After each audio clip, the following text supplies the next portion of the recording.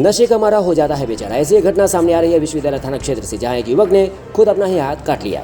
शराबबंदी में जहां चारों ओर नशे के सामान की बिक्री हो रही है, प्रशासन की नजर में ये सब बंद है, जिससे कई नवयुवक लड़के बर्बाद हो रहे हैं। इसी दरमियान एक खबर सुनने को मिली है जो आजमनगर के एक लड़के ने कैदराबाद में आकर ब्लेड से अपना हाथ काट लिया। जब स्थानीय लोगों ने उसे पूछा तो उसने बताया, मेरे घर में प्रॉब्लम है। उसी दरमियान किसी ने पुलिस को सूचना दे दी।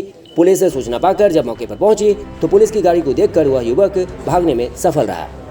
अब सबसे बड़ा सवाल यह है कि इन परिस्थितियों का जिम्मेदार कौन है, कौन हमारे देश के भविष्य के साथ खिलवाड़ कर रहा है। जरूरत है प्रशासन के सतर्क रहने की और समाज के लोगों को भी सतर्क रहने की। घर का प्रश्न है। क्या नाम है तुम्हारा? मनीष कुमार। पिताजी का नाम है? गणेश। घर कहाँ? बेटा है कहाँ घर है? आजमनगर। कहाँ घर है? आज